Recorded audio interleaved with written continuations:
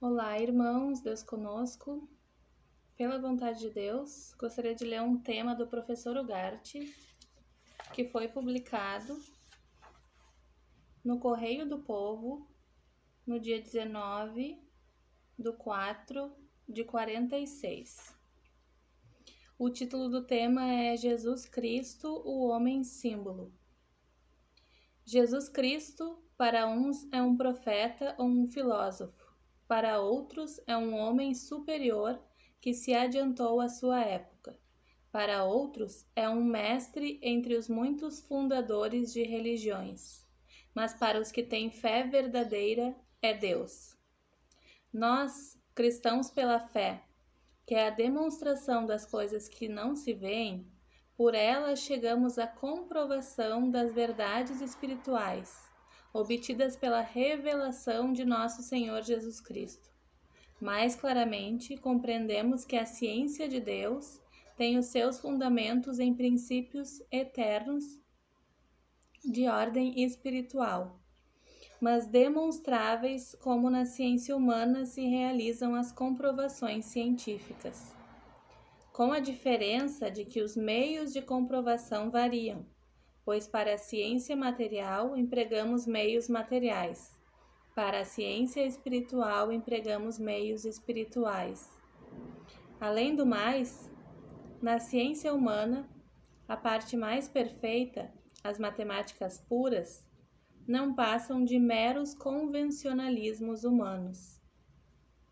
Mas na ciência de Deus, ensinada pelo Divino Salvador, encontramos leis imutáveis e eternas que regem as almas na sua evolução.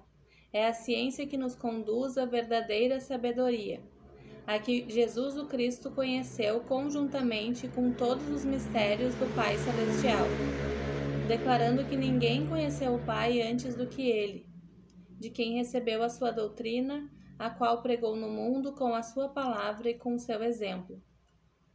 Jesus Cristo identificou-se com essa ciência quando disse: Eu sou o caminho, a verdade e a vida verdadeira.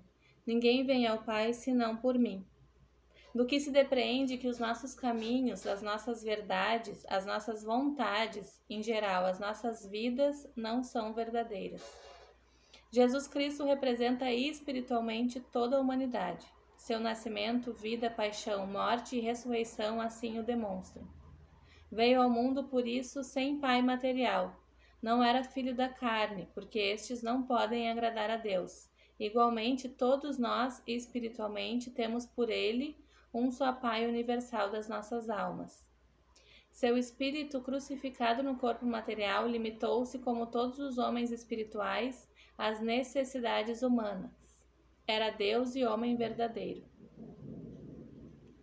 Seu poder espiritual era somente um pouco inferior ao poder dos anjos, representação de como, com o conhecimento verdadeiro, ou seja, com a verdadeira sabedoria, as almas podem adquirir o Espírito Santo de Deus, passando espiritualmente os estreitos limites da natureza humana.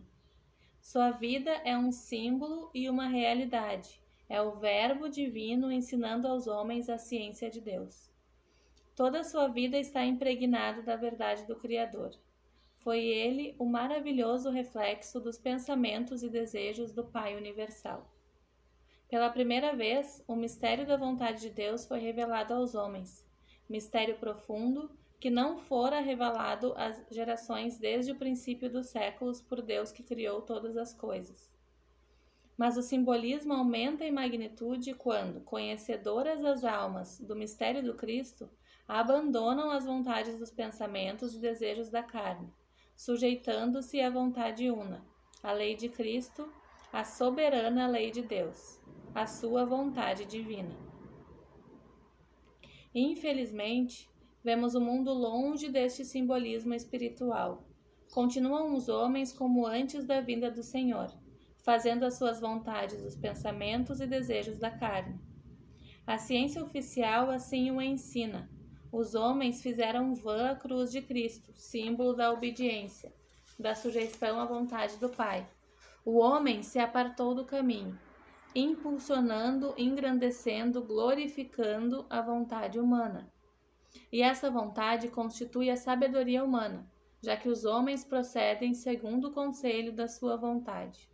Resultado: um mundo governado pelos homens, governado pela sabedoria humana, que Jesus Cristo condenou porque não pôde reconhecer nele a verdadeira sabedoria. Nem honrou, nem lhe deu glória, e ao contrário, o crucificou. As almas humanas rechaçam o governo de Deus, se rebelam e, segundo a tradição dos homens, nas gerações, ensinou-se a aumentar a separação entre Deus e o mundo, fortificando e engrandecendo a soberania da vontade humana. Milhões são os líderes que se glorificam a si mesmos, glorificando a vontade pessoal. Enredados como um inseto na teia de aranha, caem vítimas da sua própria imprudência. Eis o resultado do governo da vontade humana no mundo. Provações que estão gravadas com fogo e com sangue na própria humanidade. Nada adiantaria o exame clínico da doença espiritual da humanidade se não fosse ensinado o procedimento para a extinção do mal.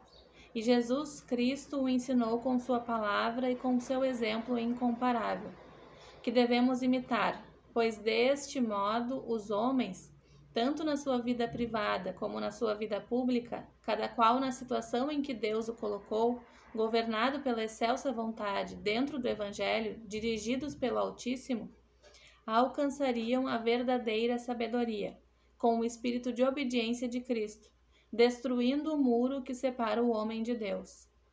Em conformidade com os ensinamentos apostólicos, Cristo não é um homem. Cristo é um estado de consciência divino que nos liga, que nos unifica a Deus, ou em outras palavras, é o Espírito Santo que Deus dá aos que lhe obedecem. Por isso São Paulo podia exclamar: eu não sou eu, mas Cristo que vive em mim. A cruz de Cristo simboliza esta santa obediência do Divino Salvador, pois ele se resignou a carregar a sua cruz e até ser crucificado nela. Imitando-o, levemos cada um a nossa cruz, a obediência a Deus. Se quisermos salvar-nos, se anеlarmos alcançar a sua divina promessa, constante do Apocalipse de São João: ao vencedor faloei a sentar-se comigo no meu trono, assim como eu venci e assentei-me com meu Pai no seu trono. Saibamos vencer ao mundo. O mundo faz as suas vontades. Nós, ao contrário, façamos a vontade de Deus, procurando imitar a Jesus Cristo, nosso Senhor.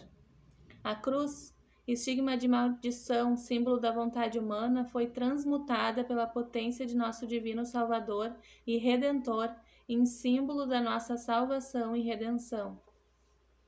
Finalmente, os que já começamos a viagem de retorno à casa paterna, como os anjos dos céus, procuremos alcançar a perfeição da obediência, lembrando-nos destas palavras evangélicas. Embora fosse filho, aprendeu a obediência pelas coisas que padeceu, e tendo sido aperfeiçoado, tornou-se autor da eterna salvação de todos os que lhe obedecem. Sigamos este mesmo caminho, que ele nos ensinou. Façamos esforços para chegar a esta perfeição, com fé nas palavras dirigidas aos apóstolos. O que a vós digo, a todo mundo digo. As palavras do Senhor são eternas, para todos os tempos.